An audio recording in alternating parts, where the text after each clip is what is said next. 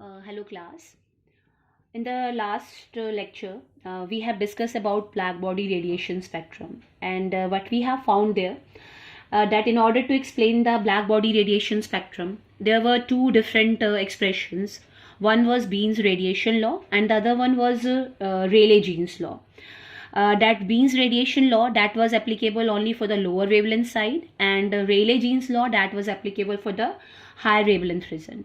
But those two principles, they were based upon the assumptions of classical theory, and out of those two, none of was applicable for the entire black body radiation spectrum. It means those assumptions of classical theory, they were at fault. So in 1901, Max Planck, he proposed a new theory, and that theory is known as Planck's quantum theory. This theory was based upon certain postulates, and using those postulates, a new formula was given, which is known as Planck's radiation law. And this Planck's radiation law, that was applicable, or that was able to explain the entire black body radiation spectrum. So initially, when this Planck's quantum theory was proposed, that was proposed only for black body radiations or black bodies, but later on it was observed that this quantum theory is applicable for all type of radiating objects. So first we are going to discuss the postulates or the principles on which this quantum theory is based.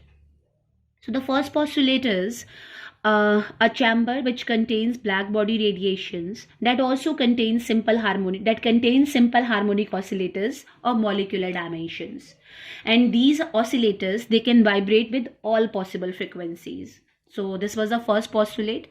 Second one is the frequency of radiations which are emitted by an oscillator is same as the frequency of vibration.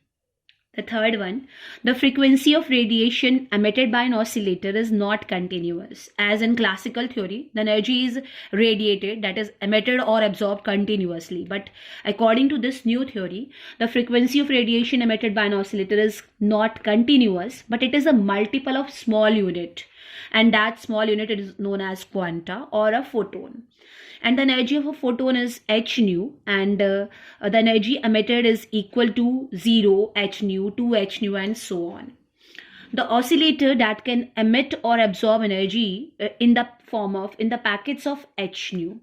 It means that exchange of energy between radiation and matter is not continuous, but it is limited to some discrete set of values.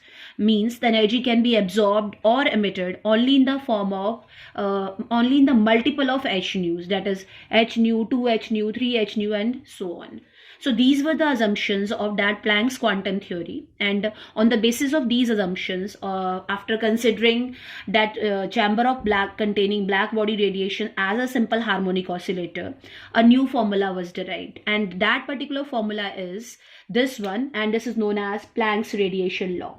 And again, this Planck's radiation law, that represents the energy emitted or the energy emitted by a black body at temperature T in an interval from lambda to lambda plus d lambda. In this interval, that emitted energy is given by this expression 8 pi hc upon lambda raised to power 5 into e raised to power hc by lambda kt minus 1 d lambda, where h is Planck's constant, c is speed of light, and k is Boltzmann constant.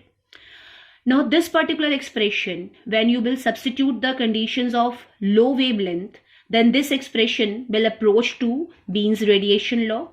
And if you will apply the conditions of higher wavelength, then this Planck's radiation law will approach to Rayleigh-Jean's law. So if this will be the case, only then Planck's radiation law can explain the entire spectrum.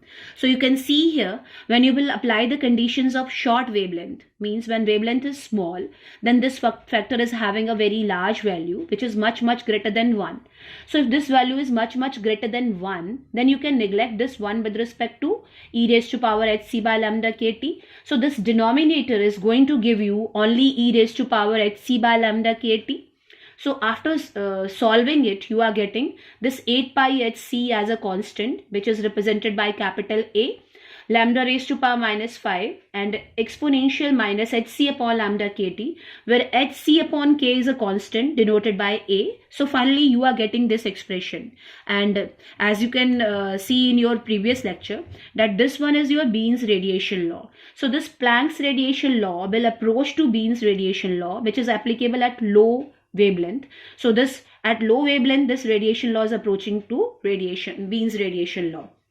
Now the next one, if you will apply the conditions of higher wavelength or longer wavelength, in that case you have this lambda is very, very high. So you can expand this exponential hc by lambda kt as 1 plus hc upon lambda kt at higher wavelength. When you will take the when you will get the higher powers in denominator, then that value will be very, very small with respect to 1. So you can neglect the higher terms and only these two terms will survive. So when you will substitute this exponential hc by lambda kt here as only 1 plus hc by lambda kt, then 1 that will be cancelled and you will get only this factor hc by lambda kt in the denominator. When you will substitute this value in Planck's radiation law, you are getting 8 pi kt upon lambda raised to power 4 d lambda. And you know from your previous lecture that this one is Rayleigh-Jean's law. It means this Planck's radiation law that approaches to Wien's radiation law at low wavelength and it approaches to Rayleigh-Jean's law at higher wavelength. So this expression, this law, which is based upon Planck's quantum theory, is applicable for the entire black body radiation spectrum. Thank you.